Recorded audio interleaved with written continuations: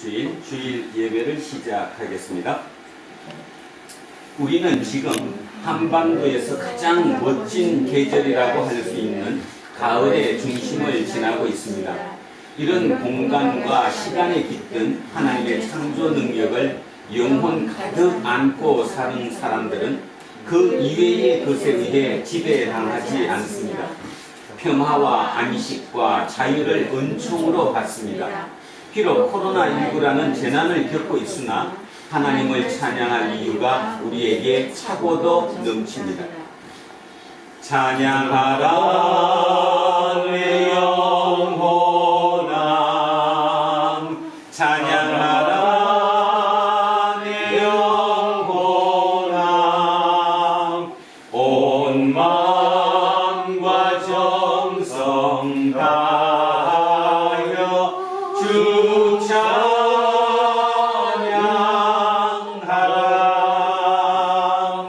경배하라 내 영혼아, 경배하라 내 영혼아, 온 마음과 정성 다하여 주 경배하라.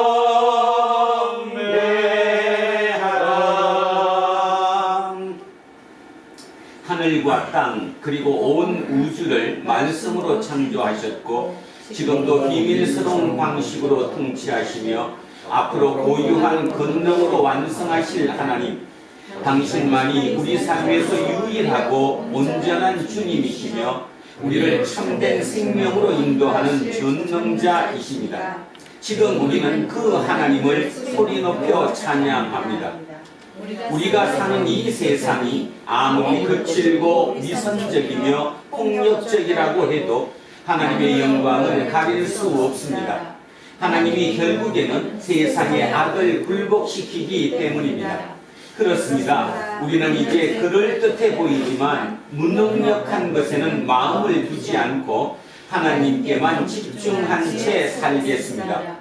하나님만이 우리 생명의 참된 원천이기 때문입니다. 하나님의 아들로서 이 땅에서 십자가에 달리셨으나 종말의 궁극적인 생명으로 변화되시어 생명의 본질에서 하나님과 일체가 되셨으며 세상 마지막 때 생명의 심판자로 우리에게 다시 오실 예수 그리스도의 이름으로 기도합니다. 아멘. 자비로우신 하나님, 지금 우리가 사는 세상은 물질적으로 풍요로워졌으나 삶의 내용이 오히려 피폐해지고 있습니다. 더 많은 생산과 소비가 삶 자체인 것처럼 착각합니다. 이런 착각을 강화하거나 숨기기 위해서 자신을 과시하는 일에 삶을 소진하고 있습니다. 주님, 우리를 불쌍히 여겨 주십시오.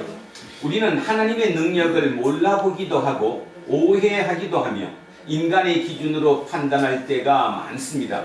돌을 떡으로 만들고 성전 높은 곳에서 뛰어내리고 악마에게 절하라는 요구를 그럴듯한 처세술로 받아들이곤 합니다. 주님, 우리를 불쌍히 여겨 주십시오. 우리는 21세기 인류가 당면한 대재난인 코로나19 바이러스 사태로 인해서 삶의 중심을 잃은 적이 많았습니다.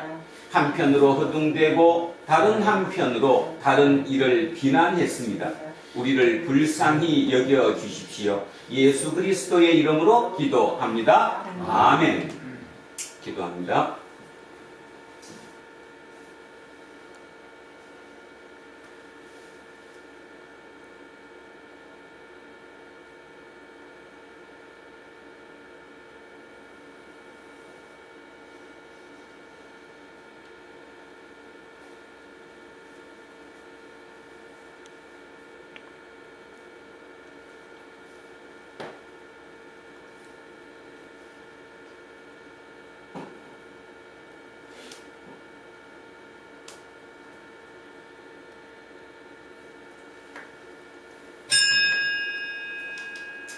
저는 예배를 인도하는 목사로서 예수 그리스도에게 나타난 하나님의 의로우심에 근거해서 그리고 이 교회 2000년 예배 전통에 따라 여러분에게 예수 그리스도의 이름으로 선포합니다.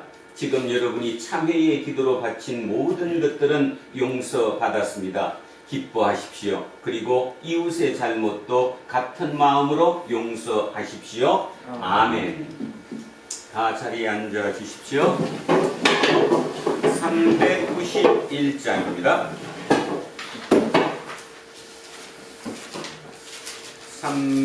391장 찬양합니다. 오 놀라운 구세주 예수 내 주 참 능력에 주시로다. 큰 바위 및 안전한 그곳으로 내 영혼을 숨기시네. 메마른 땅을 종일 걸어가도 나 피곤치 아니하며 저기 위험한 곳 내가 이를 때면 큰 바위에 숨기시고 주 손으로 덮으시네. 오 놀라운 구세주 예수 내 주 내 모든 짐 벗기시네.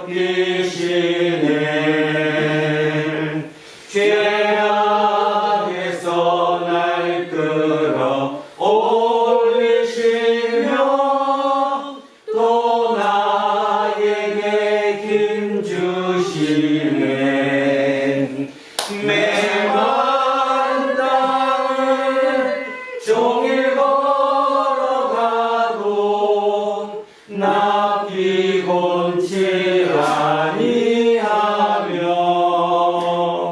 저 위험한 곳 내가 이를 때면 큰 바위에 숨기시고 주 손으로 덮으시네. 증량 못할 은혜로 채우시며 늘 성령에 감아주사 큰 기쁨 중 주님을 찬양토록 내 믿음을 도우시네. 메마른 땅을 종일 걸어가도 나 피곤치 아니하며 저 위험한 곳 내가 이를 때면 큰 바위에 숨기시고 주 손으로 덮으시네. 주 예수님 공중에 임하실 때 나 일어나 맞이하리. 그 구원의 은총을 노래하리. 저 천군과 천사 함께 메마른 땅을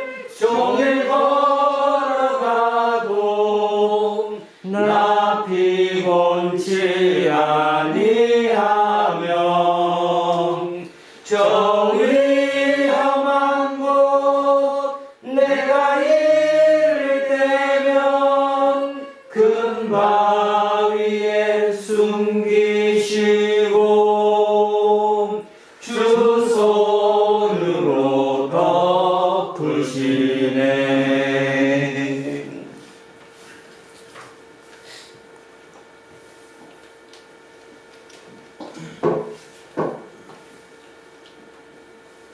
메마른 땅을 종일 걸어도 피곤치 않다고 하신 성령님 참 감사합니다. 오늘 우리 여기 모였습니다. 코로나19라고 세상이 떠들어도 주님 앞에 머리 숙여 주님의 음성을 듣고자 여기에 모였습니다. 주님, 저희를 불쌍히 여겨주시고 긍휼히 여겨주시기를 소원합니다. 주님이 우리를 부르시어 여기 왔지만 우리 인생은 주님은 분명히 피곤치 않다고 했는데 우리의 육신의 인생은 피곤하고 고단할 때가 많습니다. 또 병든 자들이 있습니다. 주님께서 아버지 손을 얹어 아버지 치유하여 주시고 참으로 가난한 자가 아버지 의식주를 걱정하지 않게 주님 도와주시옵소서. 우리가 이 땅에 살아감으로 참으로 피곤하고 공부할 때 세상에 업신여김을 받을 때 성령님이 우리와 동행하고 함께함으로 아버지 우리가 더욱 세상에 굴하지 않고 당당할 수 있도록 주님 역사하여 주시옵소서. 주님께서는 분명 우리에게 말씀하셨습니다. 믿음이 너를 구원하였다고 말씀하셨지만은 우리의 믿음은 진지하지 못하고 언제나 아버지 겨자씨만한 믿음도 있는지 없는지 확인이 안 될 때가 많습니다. 그럴 때마다 주님이 우리를 녹화하셔서 우리 마음에 와주셔서 주님이 우리와 함께 한다는 확신이 아버지 성령이 불러 타오를 수 있도록 은혜를 내려 주시옵소서. 주님, 이 작은 교회지만 참으로 어린 청년들이 여기에 왔습니다. 그 아이들도 아버지 새벽부터 저녁까지 공고하게 힘들게 일하고 있습니다. 그러나 주님이 주시는 밝은 빛을 향해서 나아가기 위하여 이 세상에 빛이 되기 위하여 열심으로 노력하고 있습니다. 그 아이들에게 주님께서 응원하여 주시고 박수 쳐 주시기를 소원합니다.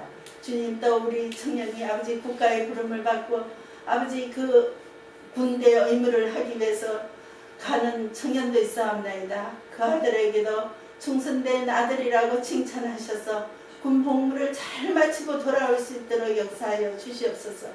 주님, 우리는 주님 앞에 무릎 꿇고 작은 소원, 작은 문제를 아뢰을 수밖에 없습니다.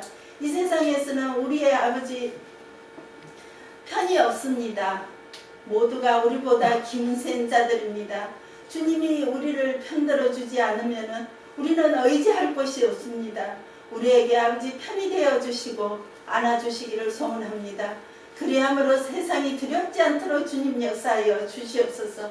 이 피곤한 육신일지라도 주님의 병기가 되어서 기꺼이 세상에 향해서 의로운 아버지 음성을 소리낼 수 있게 하여 주시고 그 소리가 주눅들지 않게 하여 주시옵소서.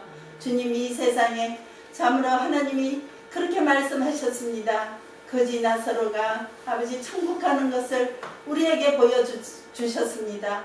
그러나 이 세상을 살 때 아버지 거지 나사로의 천국보다 아버지 그 부자의 아버지 그 이 세상 사는 그 활약함이 더 부러울 때가 있사옵나이다.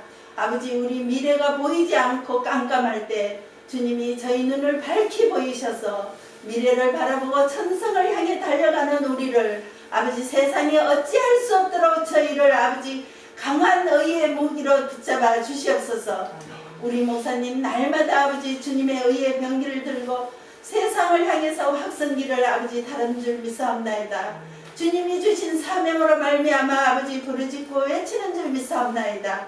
저 아들에게 아버지 능력과 능력을 다하셔서 참으로 종됨을 아버지 충성됨을 아버지 칭찬할 수 있는 그런 종이 될 수 있도록 주님 역사하여 주시옵소서. 주님이 이끄시는 기업들도 있습니다. 이제는 아버지 열매를 맺을 수 있게 하여 주시옵소서. 아버지 꽃은 죽고 열매를 맺어서 세상과 나누어 먹을 수 있게 우리보다 더 아버지 핍박받는 자들을 일으켜 세울 수 있는 아버지 우리의 형제 자매들이 다 될 수 있도록 은혜를 다하여 주시옵소서. 하나님 아버지 감사합니다. 이 예배 시종일관 주님이 함께 하시고 성령님께서 우리와 운행하고 있음을 믿습니다. 우리 주 예수 그리스도 이름 받들어 기도드리옵나이다. 아멘. 자, 인사하겠습니다. 하나님 사랑합니다. 하나님 사랑합니다. 조금 손해보고 삽시다. 조금 손해보고 삽시다. 목사님을 사랑합니다. 목사님을 사랑합니다. 이문수님을 사랑합니다.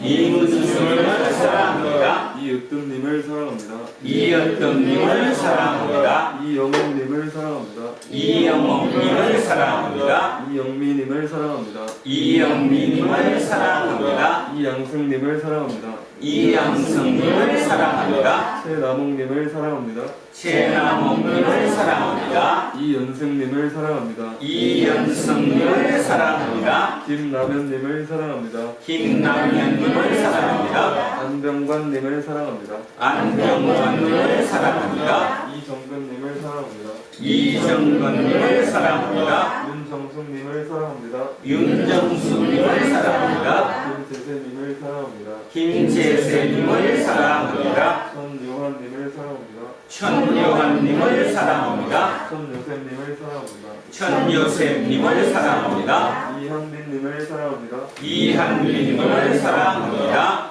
우리 김종윤님을 사랑합니다. 자, 기도하겠습니다. 진리와 생명의 주님, 이제 우리는 세계 교회력에 따라 주어진 주님의 말씀의 귀를 기울이려고 합니다. 주님의 말씀은 창조의 능력이고 부활의 능력입니다. 지금 우리가 산만한 생각에 떨어지지 않고 말씀에만 집중하도록 우리를 도와주십시오. 예수 그리스도의 이름으로 기도합니다. 아멘. 자, 첫째 말씀으로 가겠습니다. 출애굽기 33장입니다. 구약 성서 134쪽입니다.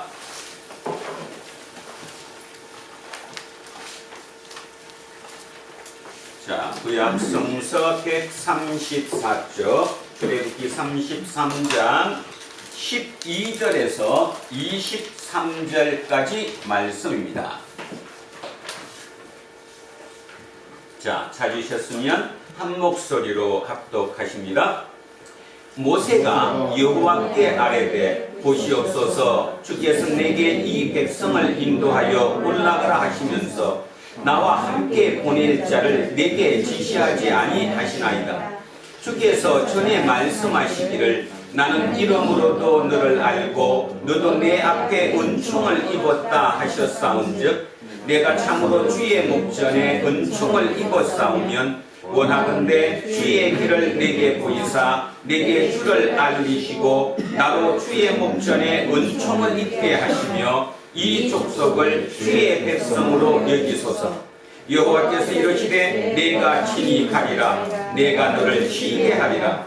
모세가 여호와께 아뢰되 주께서 친히 가지 아니하시려거든 우리를 이곳에서 올려 보내지 마옵소서. 나와 주의 백성이 주의 목전에 은총 입은 줄을 무엇으로 알리까? 주께서 우리와 함께 행하심으로 나와 주의 백성을 천하 만민 중에 구별하심이 아니니까. 여호와께서 모세에게 이르시되 내가 말하는 이 일도 내가 하리니 너는 내 목전에 은총을 입었고 내가 이름으로도 너를 알미니라. 모세가 이르되 원하건대 주의 영광을 내게 보이소서. 여호와께서 이르시되 내가 내 모든 선한 것을 내 앞으로 지나가게 하고 여호와의 이름을 내 앞에 선포하리라. 나는 은혜 베풀 자에게 은혜를 베풀고 긍휼히 여길 자에게 긍휼을 베푸느니라. 또 이르시되 내가 내 얼굴을 보지 못하리니 나를 보고 살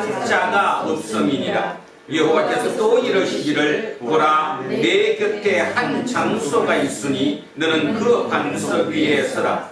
내 영광이 지나갈 때에 내가 너를 반석 틈에 두고 내가 지나가도록 내 손으로 너를 덮었다가 손을 거두리니 너가 내 등을 볼 것이요 얼굴은 보지 못하리라. 아멘. 자, 성시교독 시편 99편으로 가겠습니다. 구약 성서 874쪽입니다. 874쪽 시편 99편 말씀입니다. 자, 시작하겠습니다. 99편입니다.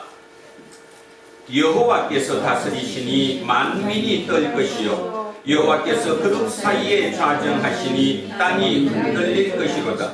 시온에 계시는 여호와는 위대하시고 모든 민족보다 높으시도다. 주의 크고 두려운 이름을 찬송할지니 그는 거룩하심이로다. 능력 있는 왕은 정의를 사랑하느니라. 주께서 공의를 견고하게 세우시고 주께서 야곱에게 정의와 공의를 행하시나이다. 너희는 여호와 우리 하나님을 높여 그의 발등상 앞에서 경배할지어다.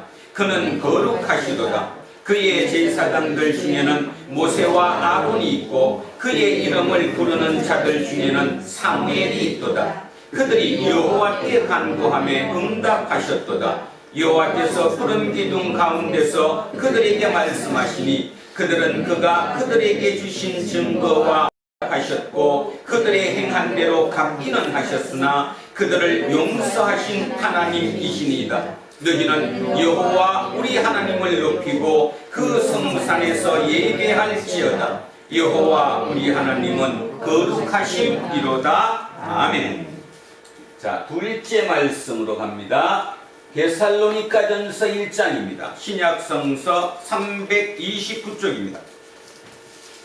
신약성서 329쪽 데살로니가전서 1장 1절로 10절까지 말씀입니다.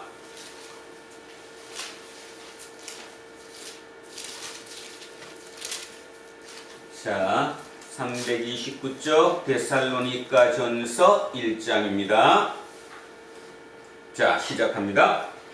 바울과 실로아노와 디모데는 하나님 아버지와 주 예수 그리스도 안에 있는 데살로니가인의 교회에 편지하오니 은혜와 평강이 너희에게 있을지어다. 우리가 너희 모두로 말미암아 항상 하나님께 감사하며 기도할 때에 너희를 기억함은 너희의 믿음의 역사와 사랑의 수고와 우리 주 예수 그리스도에 대한 소망의 인내를 우리 하나님 아버지 앞에서 끊임없이 기억하미니 하나님의 사랑하심을 받은 형제들아 너희를 택하심을 아노라. 이는 우리 복음이 너희에게 말로만 이런 것이 아니라 또한 능력과 성령과 큰 확신으로 된 것이니라. 우리가 너희 가운데서 너희를 위하여 어떤 사람이 된 것은 너희가 아는 바와 같으니라. 또 너희는 많은 환난 가운데서 성령의 기쁨으로 말씀을 받아 우리와 주를 본받는 자가 되었으니 그러므로 너희가 마게도냐와 아가야에 있는 모든 믿는 자의 본이 되었느니라. 주의 말씀이 너희에게로부터 마게도냐와 아가야에만 들릴 뿐 아니라 하나님을 향하는 너희 믿음의 소문이 각처에 퍼졌으므로 우리는 아무 말도 할 것이 없노라. 그들이 우리에 대하여 스스로 말하기를 우리가 어떻게 너희 가운데에 들어갔는지와 너희가 어떻게 우상을 버리고 하나님께로 돌아와서 살아계시고 참되신 하나님을 섬기는지와 또 죽은 자들 가운데서 다시 살리신 그의 아들이 하늘로부터 강림하실 것을 너희가 어떻게 기다리는지를 말하니 이는 장래의 노하심에서 우리를 건지시는 예수시니라. 아멘. 자, 셋째 말씀으로 갑니다. 마태복음 22장입니다. 자, 앞으로 나오셔서 신약성서 37쪽입니다.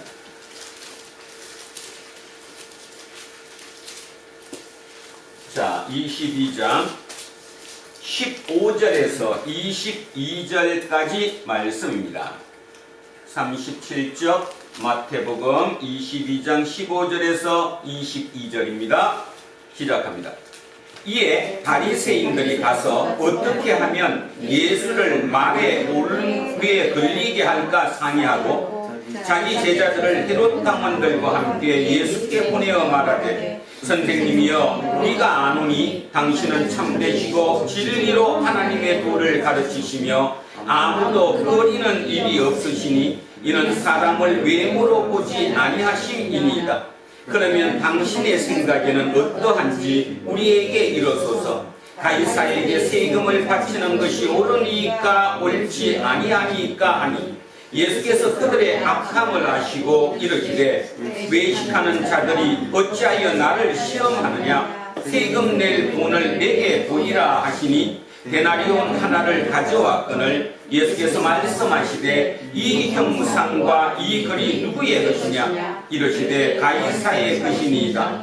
이에 이르시되 그런즉 가이사의 것은 가이사에게 하나님의 것은 하나님께 바치라 하시니 그들이 이 말씀을 듣고 놀랍게 여겨 예수를 떠나가니라. 아멘.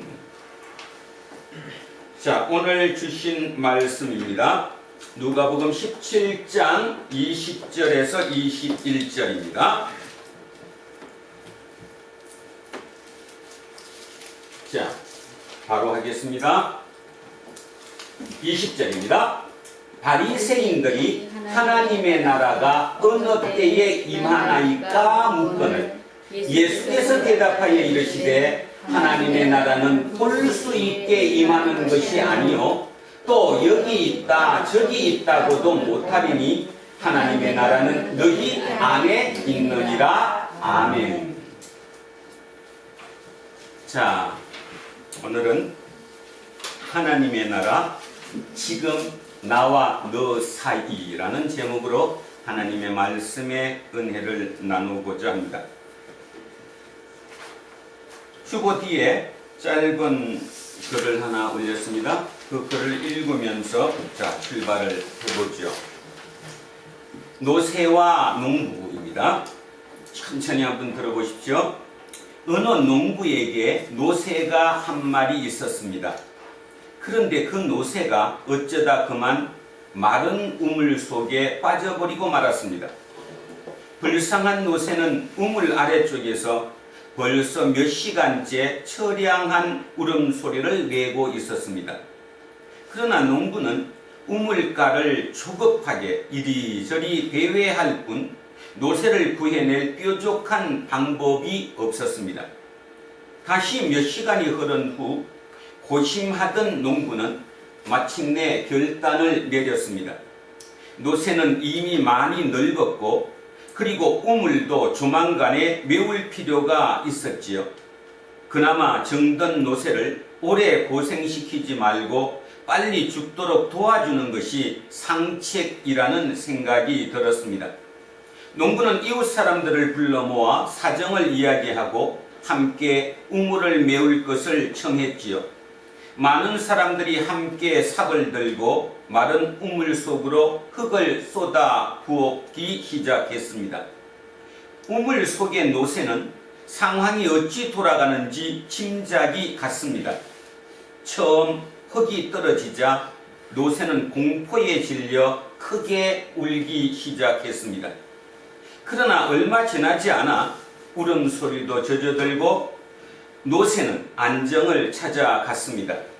흙을 어느 정도 우물 속으로 퍼넣고 난 후 농부는 궁금함에 우물 속을 한번 들여다 보았습니다. 그리고 그 속에서 벌어지는 광경에 놀라 의안이 벙벙해졌습니다. 노새는 등 위로 흙이 한 삽 한 삽 떨어질 때마다 상상 밖의 방법으로 그것을 처리하고 있었습니다. 즉, 흙을 신속하게 바닥으로 떨어내려 발로 다지는 것이었습니다. 그리고 마침내 노새가 우물 속에서 뛰어나와 멀리 질주해 달아나자 그 광경을 지켜보던 사람들은 모두 놀라움을 금치 못했습니다. 인터넷에 떠도는 짧은 글이었습니다. 제가 이 글로 오늘 설교를 시작하는 것은 이 글을 읽으면서 구원을 생각했습니다. 구원을. 자, 노새가 지금 마른 우물에 빠졌습니다. 우물이 말랐다. 물이 없다는 거죠. 우물은 우물이지만 이미 우물로서 쓸모를 잃어버린 마른 우물. 그 우물로 어떻게 실수해서 노새가 빠져버렸어요. 그 노새를 구하는 게 주인의 임무인데 주인의 능력으로는 능력의 한계가 있어서 어떻게 해볼 방법이 없는 거죠. 우리 인간의 한계입니다. 인간의 한계가 있죠. 인간은 신적 능력을 갖고 있지 않기 때문에 한계가 있다는 거죠. 그 인간의 한계로서 그분이 노새에게 해줄 수 있는 최고의 방법이 뭐였냐 하면 빨리 죽여주는 것이었습니다. 그죠? 너무 고통 속에 있는 거니까 조금이라도 더 빨리 죽여주는 것이 노새에게 유리할 거다. 그 마음을 하나님이 그 주인 마음속에 심으셨겠죠. 그래서 흙이 덮이기 시작합니다. 노새는 어땠을까요? 노새는 처음에 공포에 질렸습니다. 이렇게 죽는 거구나. 이렇게 내 인생에 또는 내 삶에 이런 고난이 닥쳤구나. 그런데 문득 다시 한번 생각의 턴이 일어난 거죠. 생각의 턴이 일어난 겁니다. 아, 이게 나를 죽이는 것이 아니라 어쩌면 나를 살리는 길인지도 모른다. 그 생각을 180도 반대로 바꿔버렸더니 아, 흙이 쏟아지는 그 흙을 빨리 내가 밟아버리면 그 흙을 딛고 빠져나올 수 있다라고 느끼는 거죠. 생각의 턴, 이 생각의 턴이 바로 구원입니다. 여러분은 구원을 무엇이라고 생각했습니까? 예를 들어서 지난주 거를 한번 해보죠. 지난주에 10명의 나병 환자가 있었습니다. 그들은 인생의 맨 밑바닥으로 떨어졌습니다.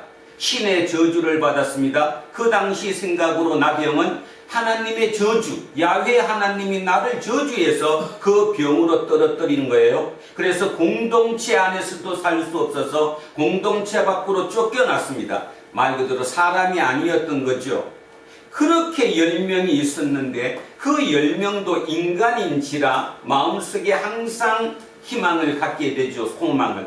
소문이 들렸습니다. 예수라고 하는 랍비가 계시는데 그분은 이 나병도 고치신다더라. 그분이 우리를 고쳐줄지도 모르겠다라는 희망을 가졌습니다. 그리고 그분께 청했습니다. 아시다시피 9명, 10명 모두 다 구원을 받았죠. 그것이 구원입니다. 뭐의 구원이었습니까? 병으로부터 구원이죠. 쉽게 얘기하면 육체적인 구원입니다. 육체적인 구원은 누구든지 받죠. 여러분도 육체적인 구원을 받기를 원하죠. 오늘도 기도하셨던 것처럼 육체적인 구원, 너무 힘든 곳에 있으니까 거기서 나를 빠져나오게 해달라고 우리는 기도할 수밖에 없습니다. 그게 육체적인 구원이죠. 그런데 저는 의문이 어디부터 의문이었냐 하면 지난주에 시간이 너무 길어서 마무리를 못하고 끝났습니다. 지난주 19절을 다시 한번 읽어주셨으면 합니다. 다 같이 19절을 읽습니다. 19절입니다. 자, 시작합니다. 그에게 이르시되 일어나 가라. 내 믿음이 너를 구원하였느니라 하시더라. 자, 누구였죠? 그가? 한 명. 사마리아인 한 명이었죠. 9명은 다 지갈 길로 갔는데 한 명은 돌아왔어요? 안 돌아왔어요? 돌아왔어요. 예수의 발 앞에 엎드렸어요. 그게 일종의 경배고 그게 일종의 예배라고 얘기했어요. 오직 나는 전적으로 이제 당신께 순종하겠습니다. 그런 의미라고 얘기했죠.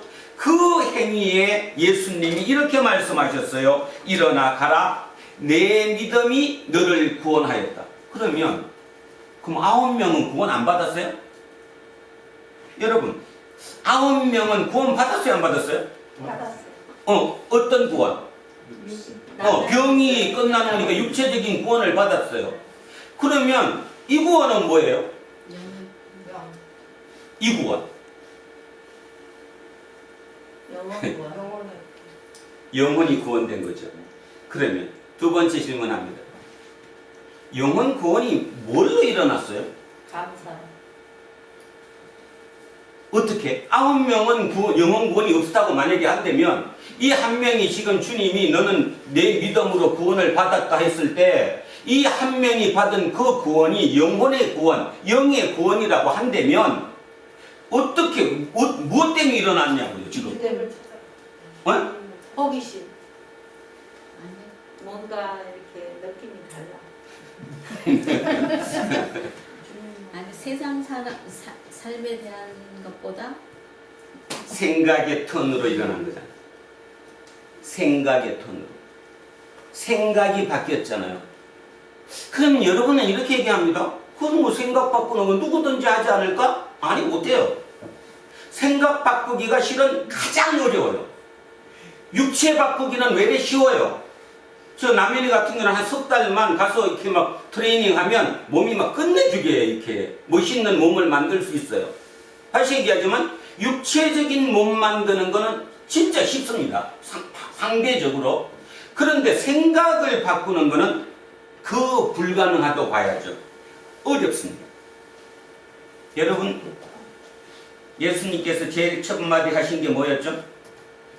회개하라, 천국이 가까이 왔느니라. 회개하라가 뭐죠? 돌이켜.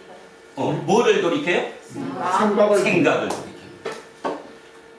생각을 돌이키는 거예요. 생각을 돌이킨다. 자, 그럼 이제 그 다음에 이제 중요합니다. 자, 생각이 있는데 모든 사람의 생각이 같습니까? 안 같습니까? 그러면 그거를 표현을 하자면 낮은 생각도 있고 높은 생각도 있잖아요. 우리는 그 높은 생각을 뭐라고 부르느냐 하면 진리라고 부릅니다. 그죠?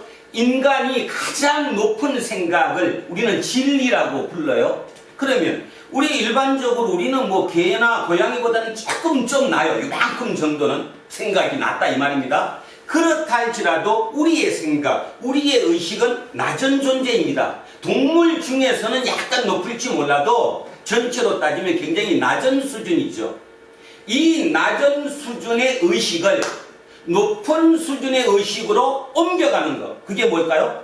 구원이죠. 구원. 막연하지 맙시다. 혹시 또 어르신분들 뭐 저렇게 하지 말라 하지 마시고 우리 젊은 애들 가르쳐줘야 되니까. 구원이 뭔지를 알아야 되니까. 구원은 다시 얘기하면 육체적인 구원도 당연히 구원이지만 예수님은 육체적인 구원에 그렇게 몰입하지 않으셨어요. 물론 육체적인 구원이 없다는 얘기를 아니에요. 당연히 중요하지만 그거보다 진짜 중요한 구원이 뭐냐? 영혼의 구원인데 영혼의 구원은 의식의 상승이에요. 의식의 상승. 더 쉬운 얘기로 하면 생각이 높아지는 거예요. 높은 데께 낮은 데로 내려오는 걸 구원이라고 하지 않죠. 구원이라는 것은 낮은 의식이 높은 의식으로 올라가는 거, 이거를 구원이라고 하는 거예요. 높은 데서 낮은 곳으로 내려오는 게 구원이 아니에요. 예수님은 높은 데서 낮은 데로 가는 자, 그러면 이제 금방 얘기했던 걸 조금 이따 얘기할게요. 자, 그래서 낮은 의식에서 높은 의식으로 옮겨가는 건데 이게 쉬울까요? 쉽지 않을까요? 쉽지 않아요. 그래서 불교에서는 그걸 뭐라고 그러죠? 불교에서는 낮은 의식에서 높은 의식으로 올라가는 것을 뭐라고 부르는데? 깨달음. 깨달음이라고 그랬죠. 깨달음이 뭔 뜻이에요? 깨달음을 그냥 쉽게 표현하면 깨진다는 거잖아요. 자, 요만한 요게 이만한데 되려면 이걸 뭐 해야 이게 돼요? 깨야지 이게. 이게 깨지지 않은 상태에서 이만큼으로 못 넘어가잖아요. 그러니까 깨지는 거예요. 깨침이에요. 이 깨침을 좀 뭐 멋있는 말로 표현하면 뭐라고 얘기해요? 깨달음이라고 얘기해요. 그러면 사람들은 또 이렇게 얘기합니다. 그거 불교 용어인데? 불교 용어? 깨달음이라는 건 불교 용어지 우리 예수를 믿는 기독교인들은 깨달음이라고 하면 안 되잖아. 뭐라고 그래야 돼요? 구원이라고 해야 된다는 거예요.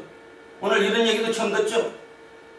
구원이 깨달음과 결국 같은 거에 따지면 표현의 방법만 차이 나고 물론 그걸 세부적으로 따지면 뭐 얘기 나올 수 있지만 결국 불교에게서 얘기하는 깨달음이나 우리가 얘기하는 구원이나 같은 것이에요. 근데 사람의 머릿속에는 구원이 뭐가 구원이냐 하면 그냥 지금 내가 나쁜 상황에 처져 있고 저 힘들고 가난하고 사업도 잘 안 되고 여기에서 빨리 빠져나가게 하는 것을 구원이라고만 생각한다는 거죠. 그러면 좋습니다. 그곳에서 빠져나가려면 뭐가 바뀌어야 빠져나갈 수 있을까요? 생각이. 그렇죠. 사업도 마찬가지입니다. 내가 기업을 운영하고 있습니다. 답이 없습니다 지금. 근데 답은 있어요. 그거를 빠져나와야 되거든요. 그 틀을 깨야 나온다는 거예요. 그것이 구원이라는 것입니다. 구원은 낮은 의식에서 높은 의식으로 옮겨가는 게 구원이에요. 그러면 좀 전에 질문했던 것처럼 예수님은 높은 데서 내려왔기 때문에 그렇죠. 그래서 구원이 누구에게만 있는 거예요?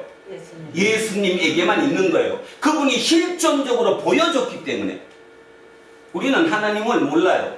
그런데 우리는 하나님의 아들이 신이 인간의 몸으로 내려와서 우리처럼 똑같이 살아내셨어요. 그 살아내신 것을 우리는 따라갈 수 있다는 거지. 그래서 구원은 예수밖에 없는 거예요. 이걸 오해해가지고 뭐 예수님만 믿으면 구원받으니까 넌 구원받아서 이제 네 맘대로 해도 돼. 지금 제가 그 얘기를 하는 겁니다. 대한민국이 이 정도로 기독교인이 25%가 넘는 나라라면 이 나라는 틀림없이 바뀌어야 돼요. 그리고 살만한 곳이 돼야 된다는 거예요. 두 개만 에피소드를 먼저 한번 들지요. 텍사스 크리스천 대학교 신학대학원 교수이신 강남순 교수가 글을 짧게 썼습니다. 그분이 그 글 시작하는데 이렇게 표현을 했어요. 그게 제 머리에 너무 강하게 와 있는데, 자기가 그 대학원 교수이니까 학생들이 이렇게 교실에 들어와서 학생들에게 질문을 했답니다. 지금 이 교실까지 오는 동안에 본 것이 뭡니까? 당신이 뭘 보고 왔습니까? 자, 답이 나옵니다. 뭐 봤을까요? 학생들 봤을 거고, 학교니까. 그 다음에 교수님들 봤고, 그 다음에 교수님들의 출판물을 전시해 놓은 이런 어떤 다입, 어떤 판을 봤고, 뭐 하여튼 여러 얘기를 했어요. 그런데 끝까지 나오지 않는 답이 있었다는 거예요. 강남순 교수님은 그 얘기로 우리에게 메시지를 던지더라고요. 뭐였냐 하면, 실제로 그 대학에 가장 많은 인원, 또 학생들이 거기를 왔다 갔다 하면서 가장 자주 보는 사람이 누구냐 하면 청소 노동자라는 거예요. 화장실에 가도 청소 노동자가 있고, 복도에도 청소 노동자가 있고, 강의실에도 있고, 심지어는 그 밖에 있는 나무를 자른 전지를 하는 분들, 청소 노동자라고 표현되는 그 낮은 일을 하는, 힘든 일을 하는 분들이 그렇게 많은데도 불구하고 신학대학원 학생들 눈에 안 보인 거예요. 강남순 교수는 지금 우리에게 그걸 묻는 거예요. 왜 못 봤을까? 왜? 신학대학원인데, 다른 데로 얘기하면 똑똑한 사람들인데, 다른 데 가면 법대생이고 의대생이고 전부 다 진짜 한 가닥 머리가 좋다는 그들인데, 그들 눈에 왜 그 청소 노동자라고 표현되는 낮은 사람들이 안 보였을까를 우리에게 질문합니다. 왜 안 보였을까요? 왜?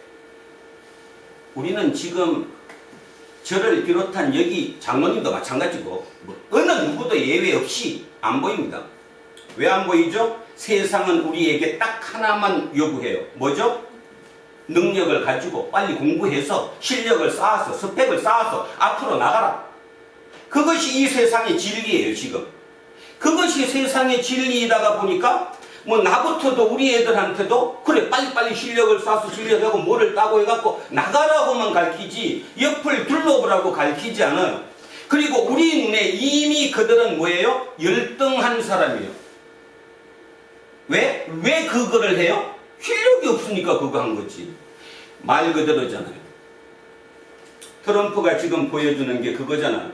트럼프는 미국의 대통령이지만 저는 하나님께서 트럼프를 통해서, 트럼프는 교인입니다. 특히 근본주의자 교인인데, 그래서 지금도 이번에도 트럼프가 이길 수 있다고 보는 사람들은 바로 미국의 65%에 해당하는 백인과 그 다음에 그 중에 가장 큰 세력을 차지하는 근본주의자 기독교인들 때문에 다시 붙을 수 있을 것이라고 본다는 겁니다. 자,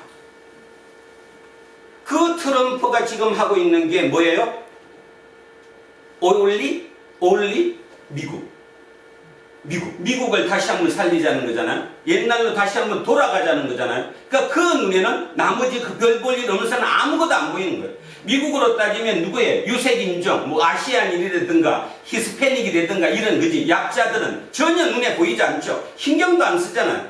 오직 앞으로 갈 사람만 피잖아요. 그게 미국을 다시 살린다고 얘기하잖아요. 하나님은 지금 그 얘기를 하는 게 아니거든요. 자, 또 하나를 에피소드를 더 얘기합니다. 모 신문의 논설위원이 쓰신 글인데 거기도 뭐 내용은 비슷한데 마지막 결론에 그분은 이런 표현을 썼어요. 불평등이다. 한국 사회가 어느 정도 불평등한가에 대해서 비유를 했는데 그 비유를 제가 한번 말씀드려보죠. 기차가 100량이 있습니다. 100량. 100량이라는 게 뭔지 알죠? 열차 칸이 100칸이 있다는 거예요. 100칸이 있는 열차가 갑니다. 그 열차에 우리나라 사람이 다 타고 있다고 가정하면 우리나라 상위층에서 10%, 위에 10%의 가진 부 또는 능력, 이 모든 걸 합산해서 우리나라 위에 10%가 1번부터 43번째 칸까지 차지하고 있대요. 단 10%가. 10%가 1번 칸부터 43번 칸까지를 여유롭게 차지하고 있다는 거죠. 나머지 하위 50% 반이 마지막 칸인 99번째 칸과 100번째 칸 두 칸에 나머지 50%가 다 바글바글 모여 있는 거예요. 그러면서 그분은 우리에게 또 이런 질문을 던집니다. 공정이 뭘까? 그 50%가 99번째 칸과 100번째 칸에 몰려있는 그들에게 야, 너네들도 공정이 뭔지 알지? 시험 봐 빨리 공부해갖고 시험 봐서 붙으면 9번 97, 96, 95로 올라갈 수 있어. 그게 공정이냐? 아니면 진짜 99번째 칸, 100번째 칸 그 두 칸에 몰려있는 그 50%에 대해서 관심을 가지고 환경을 바꿔주는 게 공정이냐? 무엇입니까 여러분? 근데 우리 사회는 그렇게 얘기하지 않는다는 거예요. 시험 보라는 얘기를 한다는 거예요. 그 말이 의미 뭔지 알죠? 공부하라는 거예요. 능력을 쌓으라는 거예요. 거기서 나오라는 건 네가 스스로. 근데 이미 그들은 나올 수가 없어요. 왜? 그 안에서 니전 투구가 일어나니까. 단 두 칸에 99번째 칸, 100번째 칸 그 마지막 두 칸에 우리나라 전체의 50%가 거기에 다 있으니까. 그걸 들으면서 지난 한 주간 하나님의 나라가 뭘까 깊이 생각해 봤습니다. 우리는 끊임없이 하나님 나라를 얘기합니다. 하나님 나라는 살만한 곳이야, 정의로운 곳이야, 공정한 곳이야, 같이 더불어 살 수 있는 곳이야. 맞습니다. 그런데 그곳은 물리적으로 해줄 수 없다는 거예요. 다시 얘기하면 촛불혁명을 통해서 우리나라 대한민국 사람들은 문재인 정부를 택했습니다. 어떤 기대를 가지고? 살만한 나라를 만들어 줄 것이라는 기대를 가지고 몰표를 던졌어요. 어떻습니까? 대답 안 하셔도 뭐 그냥 알아들으시죠? 무엇을 의미합니까? 무엇을 의미하냐고요? 보이는 나라로 세상을 바꿀 수는 있다 없다? 없다라는 거예요. 어떤 그 보이는 나라를 무엇인가를 해가지고 만들어줘갖고 그 나라를 살만한 나라로 만들 수는 어느 누구도 없다는 거예요. 문재인 대통령 자체가 잘못됐고 그 사람이 나쁘다는 뜻이 아니라 누구도 하지 못한다는 거예요. 그러면 무엇입니까? 하나님 나라는 무엇입니까? 하나님 나라는 의식의 전환이 일어나야 돼요. 밑에 낮은 의식에서 가장 높은 진리라고 부르는 신적 진리, 하나님의 의식, 그 하나님이 이 땅에 우리 몸으로 내려오셔서 직접 살아내셨던 그 삶, 그 삶으로 우리 의식을 옮기면 그 나라가, 그렇게 모여진 그 나라가 하나님 나라가 된다는 거죠. 그것이 하나님 나라예요. 우리 여기서 예배 드리는 이유가 바로 그걸 하기 위해서 우리는 예배를 드리는데 지금 전혀 엉뚱한 것을 생각하고 있는 거예요. 구원이 뭔가? 하나님 나라가 뭔가? 전혀 딴 생각을 하는 거예요. 그죠? 교인이 10만 명이 모이고 교회가 엄청나게 커지면 그 멋진 모습이 하나님 나라라고 생각하는 거죠. 그래서 그 교회를 가요. 자기는 날마다 일주일마다 그 하나님 나라를 가니까 얼마나 뿌듯하겠어요. 바뀌어졌습니까? 세상이 바뀌어졌냐고? 안 바뀌어졌는 거죠. 그러면 예수님을 다시 돌아가 봅시다. 예수님이 이 땅에 오셨던 2000년 전 이스라엘이라는 사회를 생각해 보면 지금 우리보다 더 불공정했을 것입니다. 그죠? 제국이었으니까. 로마 제국이라는 나라에 그 로마에 지배받는 속국이었던 이스라엘이라는 나라가 공정했을 리가 없겠죠, 지금보다? 그리고 특히 그 중에서도 기득권을 가지고 있는 바리새인들이나 이런 힘 있는 사람들은 살만한 곳이었을지 몰라도 갈릴리라고 부르는 그곳은 절대로 살만한 곳이 아니었어요. 고기를 잡고 그 물을 통해서 농사를 잘 지어도 다 수탈당했어요. 왜? 그거를 빨리 옆에 있는 시돈이나 두로에다가 팔아야 이스라엘의 재정이, 나라의 국간이, 돈이 늘어나니까. 예전에 일제시대 때, 일제강점기에 우리나라 호남평야를 대표하는 군산을 한번 생각해 보십시오.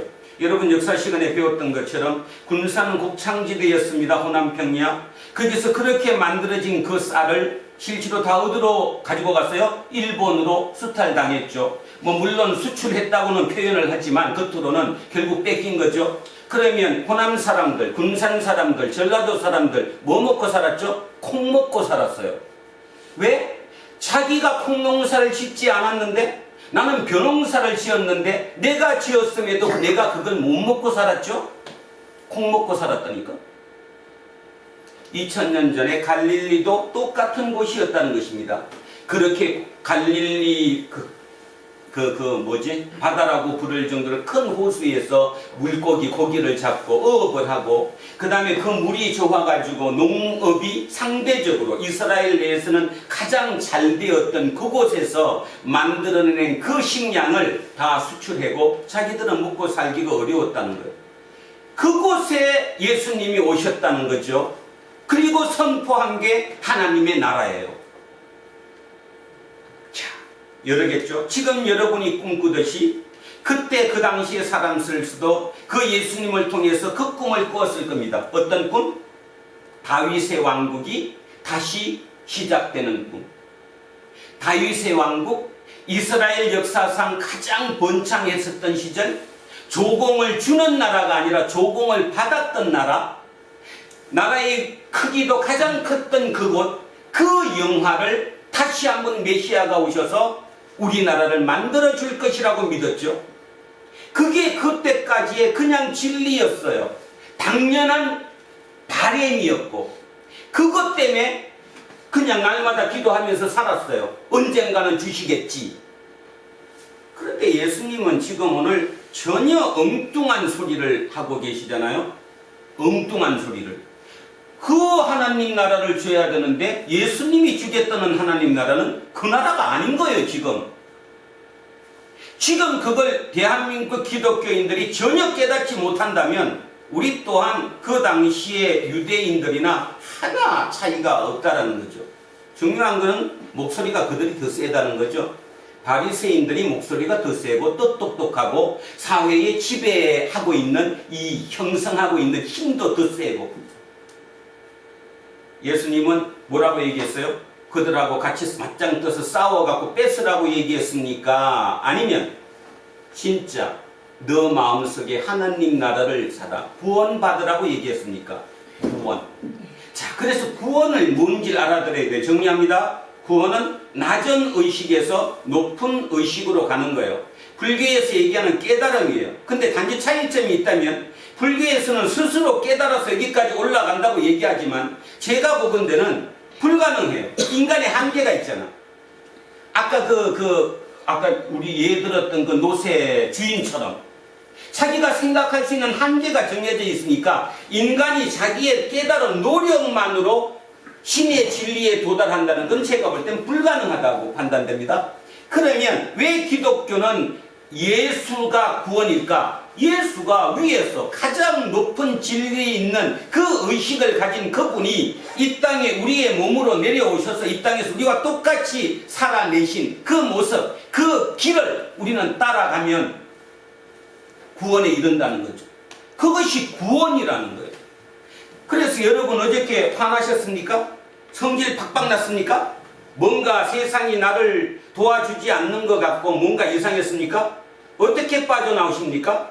지금 그 의식에서 더 높은 의식으로 바꿔치기 하면 나올 수 있는 거예요. 어떤 의식이었어요? 아까 노새가 자기한테 등에 뭐가 떨어질 때는, 흙이 떨어질 때는 아 죽었구나, 나를 죽이려고 하는 거구나, 이건 저주구나, 고통 속에서 울었는데 어느 순간 생각의 턴이 일어났어요. 아, 어쩌면 하나님은 이걸 통해서 나를 살리는 건지도 몰라. 생각을 바꿔버리니까 흙 내려오는 걸 털어버리는 거잖아요. 털어버리고 발로 밟아서 그걸 딛고 나오는 거예요. 저는 이 설교를 준비하면서 참 사람 얘기해서 대단히 죄송하지만 우리 안집사님을 생각했습니다. 진짜 이제 어느 정도 삶이 안정되어야 할 이 시기에 안집사뿐만 아니라 대부분 저 나이 또래들이 지금 그런 일을 당해요. 뭐 암이 생긴다거나 아니면 사업에 문제가 생긴다거나 많은 문제가 생깁니다. 지금 대한민국이 지금 그러고 있습니다. 그거를 어떻게 받아들이냐는 거죠. 내가 예수쟁이인데, 내가 하나님을 믿는데 하나님이 나를 이거를 그냥 암세포를 싹 없애주는 게 구원일까? 물론 구원일 수도 있죠. 아닐 수도 있고요. 내 틈을 어떻게 받아들이는 거예요? 어떻게?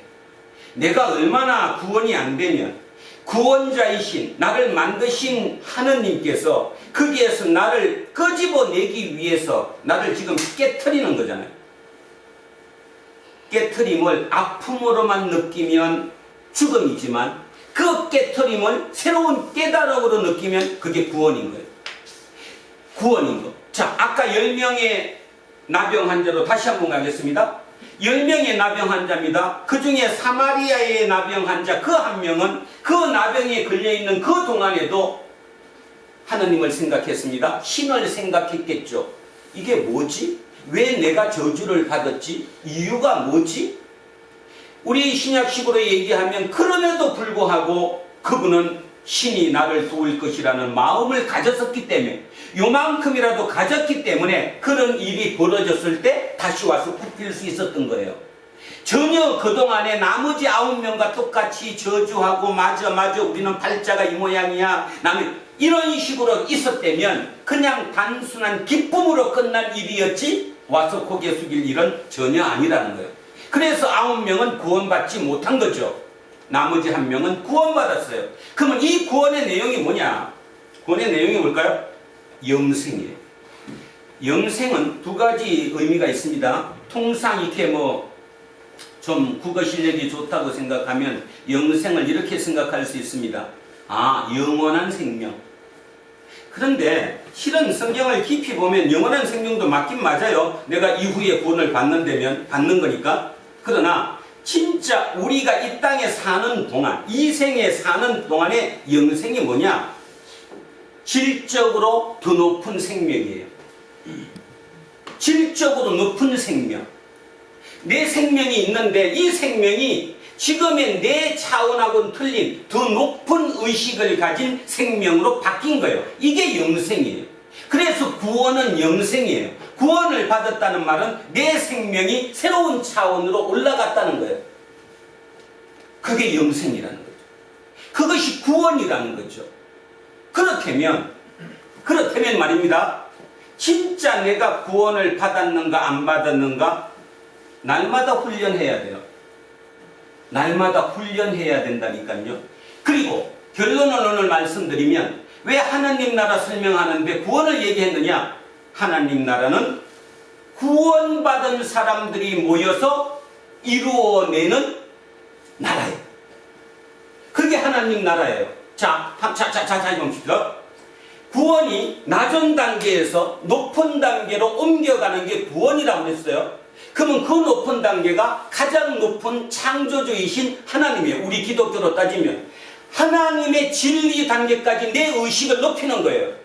이 말은 거꾸로 얘기하면, 자, 거꾸로입니다. 반대로 얘기하면 하나님 입장에서는 그 높은 하나님의 뜻이, 그 하나님의 의식이 가장 낮은 이병선이라고 하는 인간을 통해서 이 땅에 행해지는 거예요. 그죠? 그러면 나를 통해서 이 땅에 이루어지는 하나님의 뜻, 그것이 무슨 나라예요? 하나님 나라. 그것이 하나님 나라. 근데 왜 이렇게 열을 많이 받아요? 안 산다는 거거든. 자, 빌립보서 2장 한번 가보겠습니다.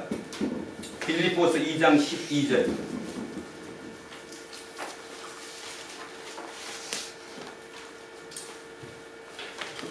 자, 예수님의 뜻을 가장 잘 파악했던 제자 사도 바울입니다. 바울의 고백을 통해서 한번 보시기 바랍니다. 빌립보서 2장 12절입니다. 320쪽에 있습니다. 한번 찾아보십시오. 320쪽 빌립보서 2장 12절입니다. 제가 천천히 한번 읽겠습니다. 그러므로 나의 사랑하는 자들아, 너희가 나 있을 때뿐 아니라 더욱 지금 나 없을 때에도 항상 복종하여 두렵고 떨림으로 너희 구원을 이루라. 구원 받았는데 구원을 또 이루래요. 뭘까 이게? 자, 다음 절에 답이 있습니다. 구원을 이루래요. 나 구원 받았는데. 자, 13절. 너희 안에서 행하시는 이는 하나님이시니. 지금 내 속에 누가 들어와 계신다는 거예요? 하나님. 그 말은 뭐예요? 내 의식으로 지금 사는 거예요? 높은 의식이 내한테 들어온 거예요? 의식이 변했잖아요, 내가. 내가 구원받은 거잖아. 내 의식이 아니라 저 높은 하나님의 의식 수준으로 내가 높아졌으니까. 그분이 나와 함께 하니까. 그래서 너희 안에 행하시는 이는 하나님이시니 자기의 기쁘신 뜻을 위하여 너희에게 소원을 두고 행하게 하신대요. 그러면 구원을 이루라는 말이 뭐예요? 답이 나왔죠? 구원을 이룬다는 게 뭐예요? 다시 구원이 뭐예요? 낮은 단계에서 높은 단계로 올라가요. 우리 예수쟁이들의 구원은 예수의 의식 단계까지 나를 일치시킨 거예요. 그러면 이 일치시킨 그것이 나를 통해서 이 땅에 행해지는 거예요. 구원을 이루고 사는 거예요. 오늘도 구원을 이루고 내일도 구원을 이루고 날마다 구원을 이루고 살아야 되는 거예요. 근데 그 구원 이루는 게 어떻게 해요? 두렵고 떨림으로. 꼴리는 대로가 아니라. 진짜일까? 이게 내 뜻일까? 저 높은 차원의 저분의 의식일까? 내 의식일까를 날마다 두렵고 떨리는 마음으로 나는 구원을 이루어가는 거예요. 그러면 그 구원을 이루어가는 그것이 무슨 나라예요? 하나님 나라. 답 나왔잖아요. 하나님 나라는 그곳이에요. 그걸 우리가 만들어내야 되는 거예요. 그래서 대한민국이 진짜 25%가 예수쟁이라면 이 나라는 바뀌어야 되는 거예요. 아까처럼 100량 열차 중에 50%가 99, 100번째 능력이 모자란다고 날마다 그들에게 비하하면 안 되는 거예요. 그죠? 같이 살고 있으면서도 그들이 투명 인간 만들면 안 되는 거예요. 우리는 지금 알게 모르게 그렇게 만들고 있어요. 나보다 조금 높으면 그냥 눈 반짝반짝 뜨고 웃음도 얼굴도 이렇게 표정도 그러면서 얼마나 잘하는지 몰라. 조금만 낮아졌다 생각하면 그냥 되는 게 없지 이제. 그게 인간의 본성인데 그러면 본성으로 사는 게 구원이냐? 아니라는 거잖아요. 내 본성을 탈피해서 높은 차원으로 옮겨가는 게 구원인 거잖아요. 그 구원을 이루는 거잖아요. 이루는 그곳이 하나님 나라가 생기는 거죠. 예수가 얘기한 하나님 나라는 바로 그곳이었거든요. 트럼프가 하나님 나라를 만들어주지 못한다는 거죠. 문재인 정부가 하나님 나라를 만들어주지 못한다는 거예요. 우리가 스스로 우리 안에서 하나님의 나라가 이루어지지 않으면, 그러면 오늘 본문이 그냥 보일 것입니다. 한번 읽어보고 다시 하겠습니다. 자, 오늘 본문 한번 같이 읽습니다. 시작.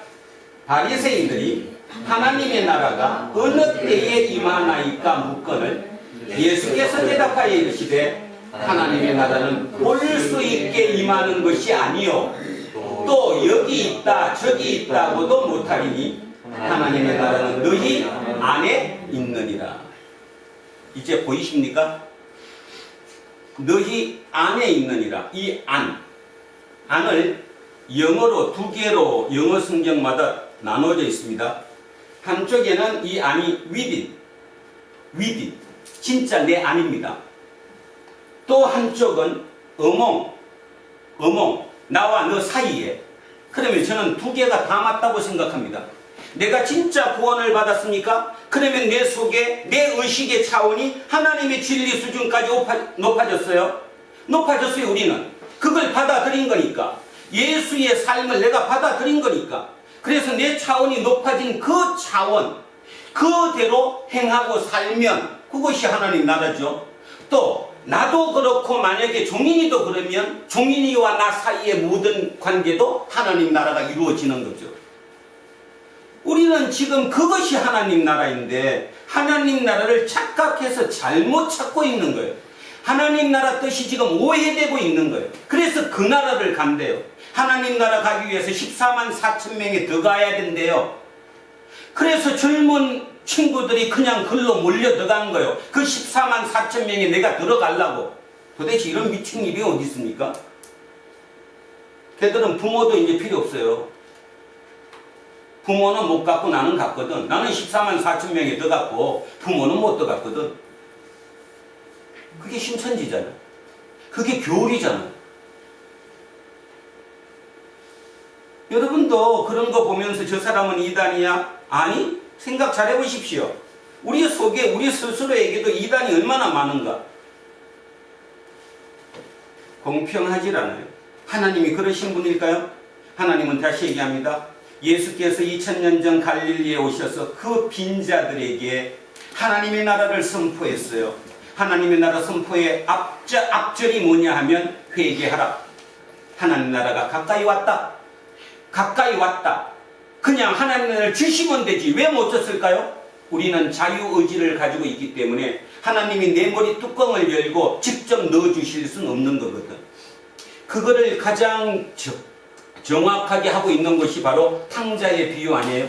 탕자의 비유 보면 그 아버지가 그 속이 뒤집어지더라도 그냥 끝까지 기다리고 돌아오기를 기다렸지 가서 이렇게 탁 잡아갖고 야 너 나쁜 놈 빨리 와 이렇게 하지 않았다는 거예요. 이유가 뭘까요? 바로 우리의 자유의지 때문이에요. 인간은 자유의지가 있거든. 이 자유의지로 스스로 선택해 달라는 거예요. 내가 강제로 너를 잡을 수 없다는 거죠. 스스로. 이 경지에 오르면 진짜 하나님 나라는 우리에게 무조건 올 수 있어요. 자, 그죠? 보충 들어가면 그러면 바리새인들의 하나님 나라는 뭐였는데 예수님은 이렇게 대답했을까요? 답이 나오죠? 바리새인들이 하나님 나라가 언제 오냐 물었더니 예수께서 하나님 나라는 볼 수 있는 게 아니다. 문재인 정부, 트럼프 정부처럼 어떤 형태로 오는 것이 아니다. 그런데 바리새인들이 생각하고 있는 하나님 나라는 누가 통치하는 거죠? 다윗이. 뭔가 형태가 있어야 되잖아요. 그죠? 그걸 기다리고 있었던 거잖아요.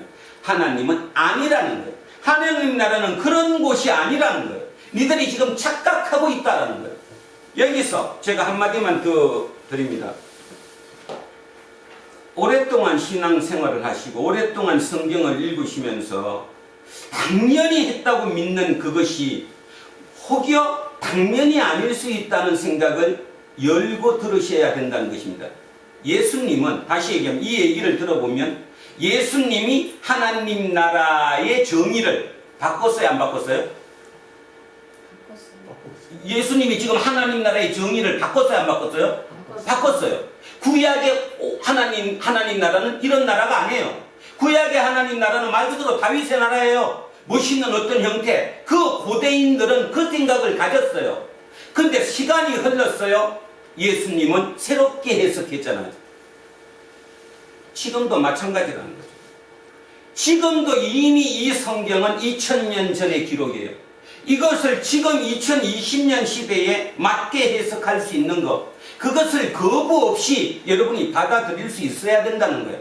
그걸 못 받아들이면 여러분은 바리새인 되는 거고, 그리고 잘난 사람이 되는 거고, 옳은 사람이 되는 거예요. 만약에 하나님의 나라가 예수님이 이렇게 정의를 바꿔놓은 의식의 전환, 낮은 차원에서 높은 차원으로 올라가는 새로운 생명, 영생, 그것이 구원이고 그 구원을 날마다 이루어가는 그 삶의 모습에서 하나님이 나라가 생긴다는 것을 제대로 깨우치지 못했다면 절대로 그 초기에 카타콤으로 안 들어갔어요. 그죠? 미쳤어요. 그 카타콤 왜 들어가? 그냥 내 말 한마디로 나 안 믿어? 그리고 집에 가서 믿으면 되지. 공식적으로 나 안 믿는다고 얘기해놓고 마음으로 믿는 것도 믿어도 되는 거 아니에요? 그랬었으면 아무 문제가 없잖아요. 근데 만약에 생각해 보십시오. 초대 기독교인들이 그랬다면 그 기독교가 지금 여기까지 왔을까요? 안 왔을까요? 안 왔죠. 안 왔습니다. 그들은 하나님 나라가 카타콤이 아니라 그보다 더 깊은 지하일지라도 하나님 나라가 있다고 믿었기 때문이에요. 그 기쁨, 의식이 변했는데 똑같은 눈으로 세상을 보지 않는데요. 저 사람 보는 눈과 내 보는 눈이 틀린데. 그러니까 그들은 그 하나님의 나라를 이뤄냈고 이어준 거거든요. 그러면 우리의 기도가 어떻게 바뀌어야 하는지도 기억하시죠?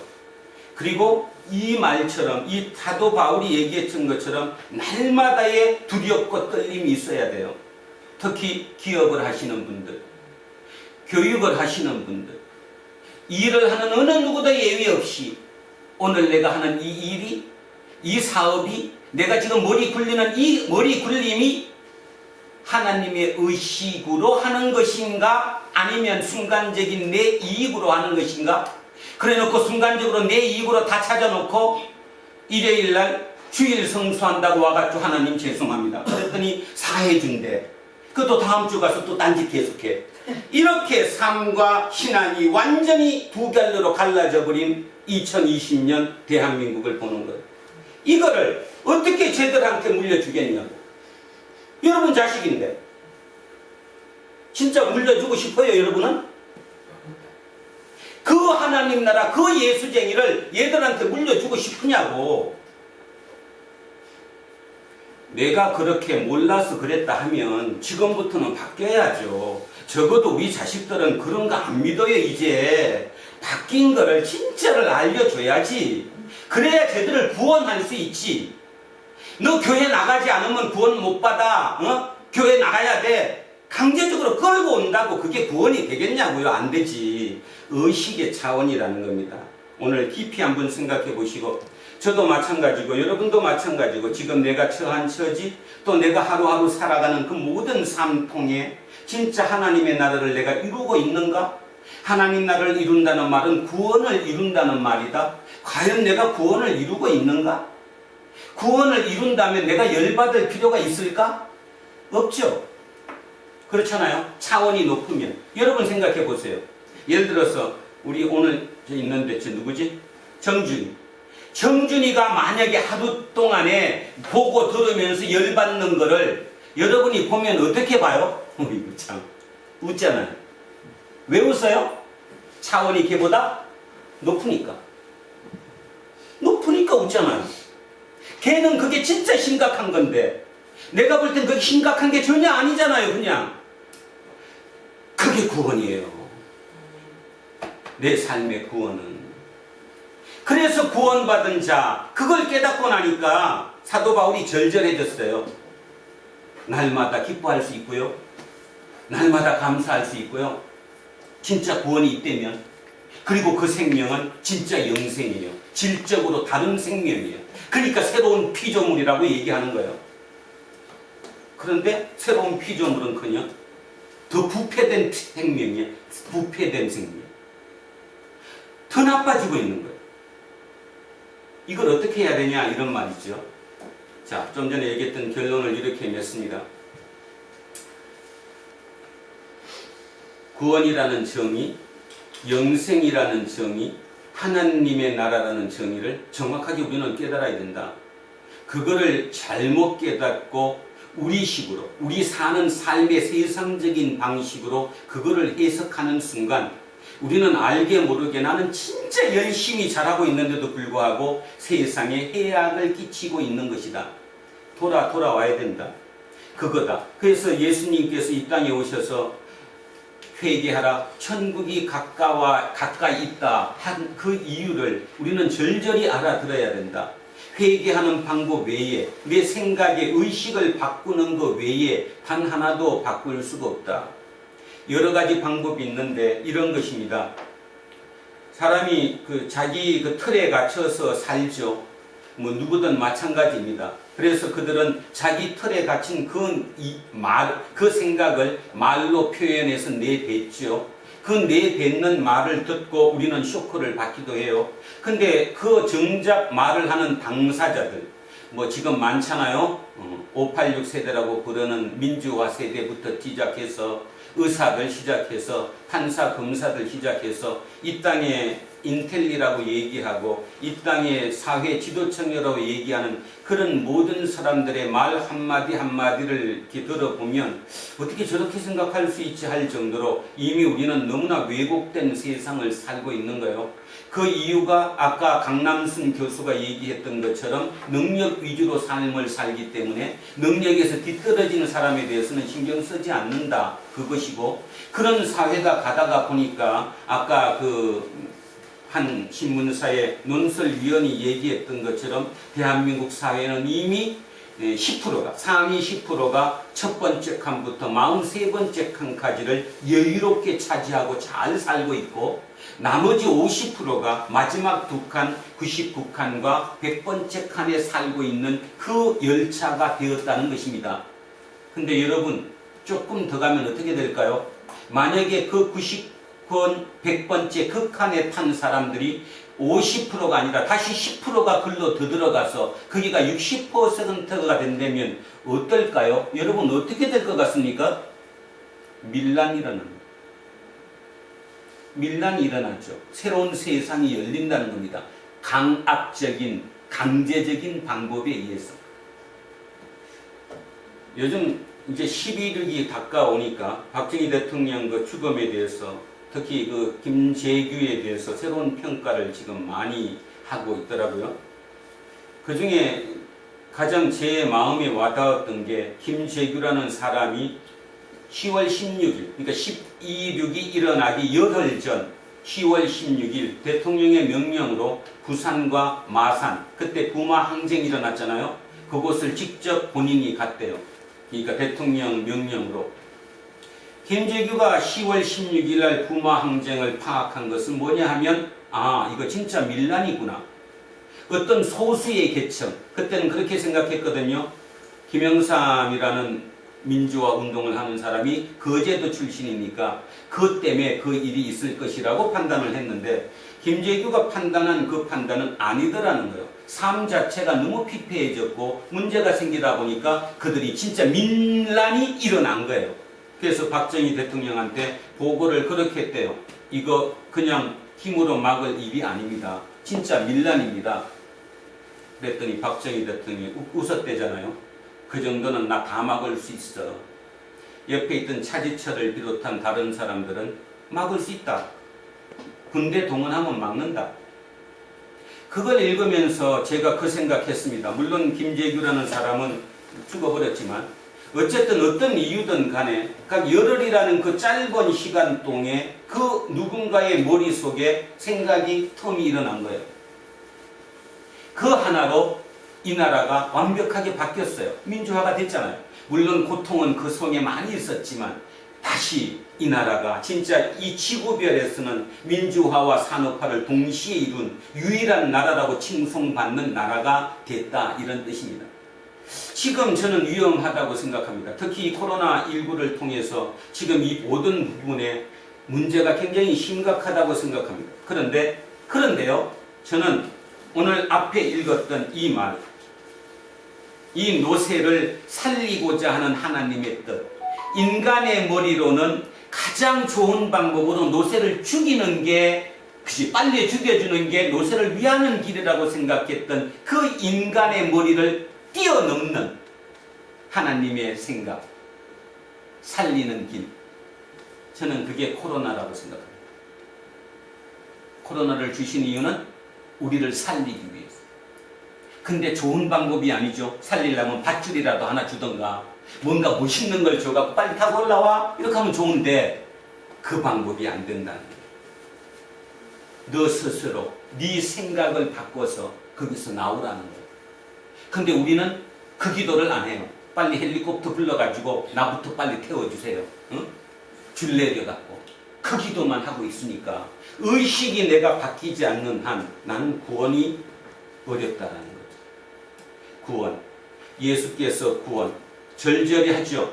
오늘 일주일 내내 집에 가서 순간순간 틈날 때마다 2000년 전 갈릴리에 오셨던 그 예수, 예수가 선포했던 하나님 나라, 예수가 선포했던 구원, 예수가 생각했던 영생, 딱 세 단어에 대해서만 집중하고 한번 살아보십시오. 그 예수가 2020년 바로 내 옆에서, 아니 이제 옆에서가 아니라 내 안에서 나를 통제하고 계심을 믿으시기 바랍니다. 그 순간 우리의 모든 삶은 변화될 것이고 이 땅은 살만한 곳이 될 거예요. 누군가의 희생 없이 그냥 하루아침에 뚝딱 살만하진 않거든요. 우리의 의식이 바뀌어야지. 그래서 저는 도란노 교회가 그런 일을 감당하는데 충실하게 써졌으면 좋겠습니다. 물론 우리는 인간의 한계가 있고 저 또한 인간의 한계가 있기 때문에 하지는 못하지만 그럼에도 불구하고 하나님의 위치까지, 하나님의 생각의 위치까지 나를 끌어올려 주는 것은 내 스스로 노력이 아니라, 그러니까 불교식으로 따지면 깨달음만으로 되는 게 아니라 진짜 하나님의 특별한 은총으로 그 생각이 올 수 있다라는 거예요. 저는 요즘 날마다 설교 끝나면 그 감사를 합니다. 어떻게 내가 그런 말 어떻게 했을까? 대신에 월요일부터 그 목요일, 금요일까지 스트레스 엄청나게 받습니다. 이거 어떻게 전하지? 똑같은 얘기 똑같이 해봐야 이거 아닐 텐데. 그런데 그렇게 고민 중에 문장 하나로 또는 눈 감고 기도할 때 생각 하나로 하나님은 내 의식을 바꿔주셔서 새로운 보는 눈을 주셔서 이런 설교를 하는 거죠. 설교를 잘했다 못했다를 얘기를 하는 게 아니라 새로운 방법으로 볼 수 있는 그 기회를 주신 하나님께 저 절절하게 감사합니다. 그래서 구원 받았구나. 내가 구원을 이루어 가야 되겠구나. 우리 공동체는 저를 비롯한 소수이지만 도란노 공동체는 그런 곳이라고 믿습니다. 같이 기도해 주시고 지금 모든 어려움 속에 있는 그 모든 사람들, 그 속에도 가장 중요한 것, 그 구원을 위해서도 당연히 기도해야 되지만 그거보다 더 앞서서 기도해야 할 것 무엇입니까? 하나님의 나라, 의식이 바뀌는 구원. 우리 특히 젊은 아이들 그 생각이 바뀔 수 있게끔 기도해 주셨으면 합니다. 그래서 애들이 어느 순간 이거 안 되겠구나, 공부해야 되겠다 그러면 들어올 거예요. 그리고 기회 되시면 제가 매일 하루에 2편씩 칼럼을 우리 교회 그 앞에다가 올려놓으니까 와서 읽으시면서 한번 생각을 바꿔보십시오. 제가 생각할 때 다른 답은 특별한 게 없고요. 그게 가장 우선이라고 생각합니다. 내 의식이 확장되고 위로 올라가는 것이 진짜 우리의 구원이 될 거고 그 구원을 우리 후손들에게 이어줘야 될 것이라고 저는 믿습니다. 자, 오늘 다시 한번 읽고 마무리합니다. 제가 읽습니다. 바리새인들이 하나님의 나라가 어느 때에 임하나이까 묻거늘. 자, 하나님 나라는 이미 임해 있는 거예요. 내가 구원을 이루는 그 순간 이루어지는 거죠. 그래서 하나님은 기도에도 시켰잖아요. 주기도문에 뭐라고 시켰어요? 하나님의 나라가 임하게 해달라고, 기도하라고. 그리고 마태복음 6장 33절 하나님의 나라와 하나님의 의를 먼저 구하라고. 그러면 나머지 네 삶에 대해서는 내가 책임져 줄 거라고. 그 정도로 중요하다는 거죠. 그런데 바리새인들은 그렇게 생각하지 않는 거예요. 하나님 나라가 어떤 특정의 형태를 입고 그것으로 온다는 거죠. 다윗의 왕조처럼 힘이 있는 그런 형태로 온다. 예수께서 대답하여 이르시되 하나님의 나라는 그렇게 볼 수 있게 임하는 게 아니다. 여기 있다 저기 있다라고도 못한다. 미국이 하나님 나라고 대한민국이 하나님 나라다 이렇게 얘기할 수도 없다. 하나님의 나라는 너희 안에 있다. within, among, 우리 사이에 있다. 그래서 오늘 설교 제목입니다. 하나님 나라, 뭐라고요? 하나님 나라 제목도 또 잊어먹으셨어. 지금 너와 나 사이. 자, 제목입니다. 하나님 나라 지금 너와 나 사이. 예. 나와 너 사이. 자, 그래서 그 기억을 하시면서 마무리합니다. 기도하겠습니다.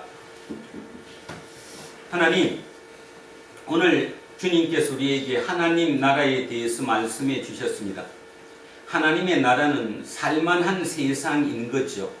결국 세상이 살만하다고 얘기했을 때 좋은 사람들이 많으면 그 세상은 살만한 곳이 되지요.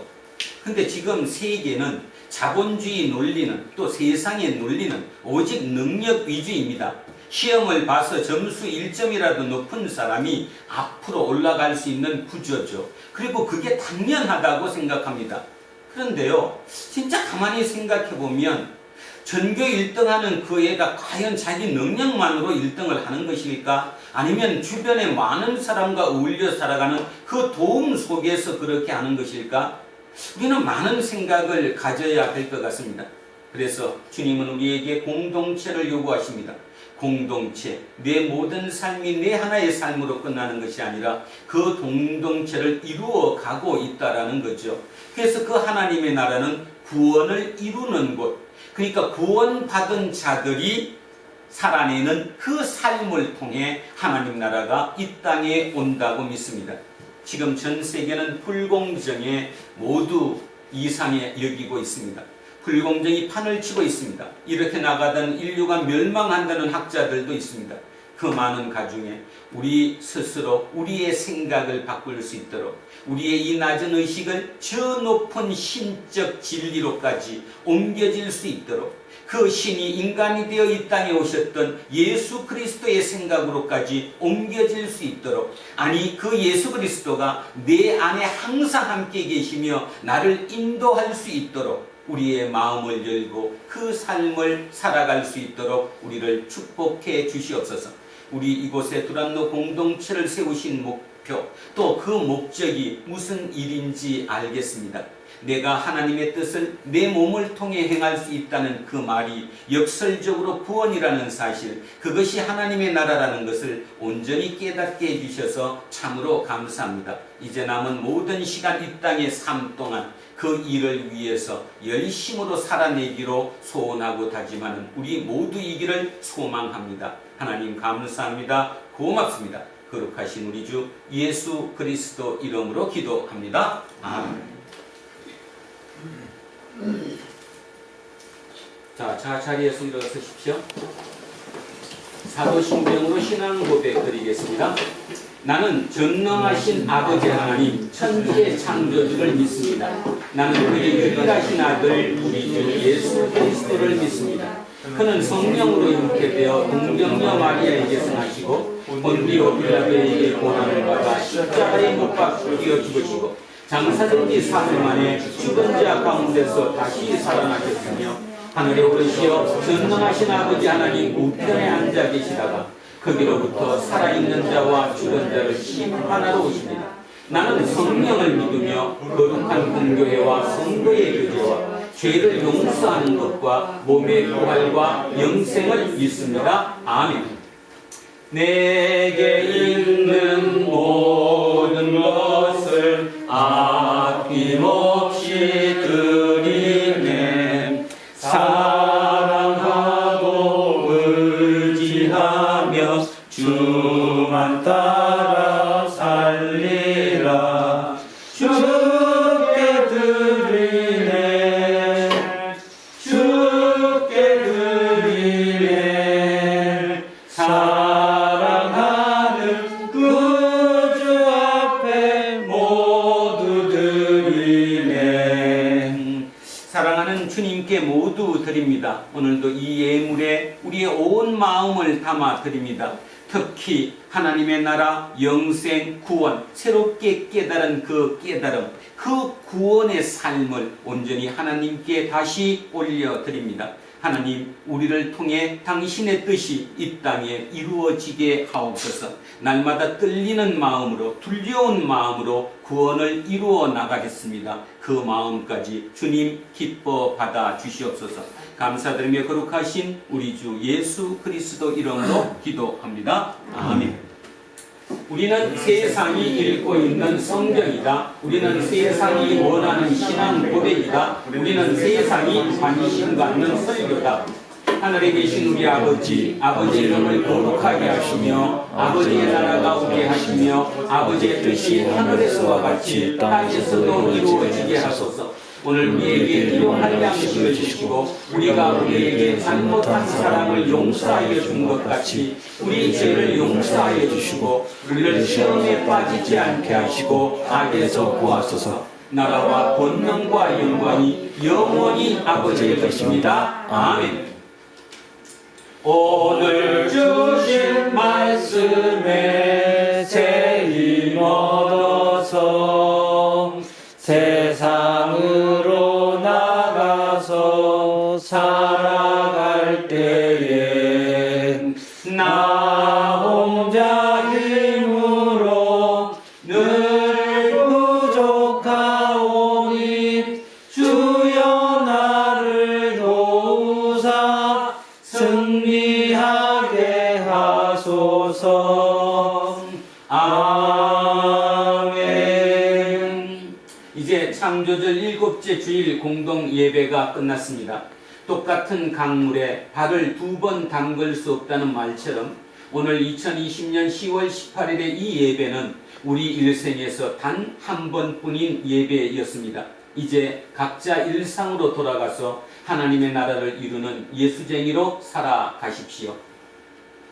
이제는 우리 주 예수 그리스도의 은혜와 하나님 아버지의 영원 무궁하신 사랑과 성령님께서 우리와 함께 하시고 우리를 인도하시니 오늘도 진정 구원받은 자로서의 구원을 이루는 삶, 그 삶이 하나님의 나라를 이룬다는 사실을 인식하며 그 삶에 도달하기로 소원하고 다짐하는 우리 모두에게와 우리의 자녀들과 가정 위에 일터와 사업체 위에 이 나라 이 민족 위에 이제로부터 영원토록 함께 하시기를 간절히 축원하옵나이다. 아멘.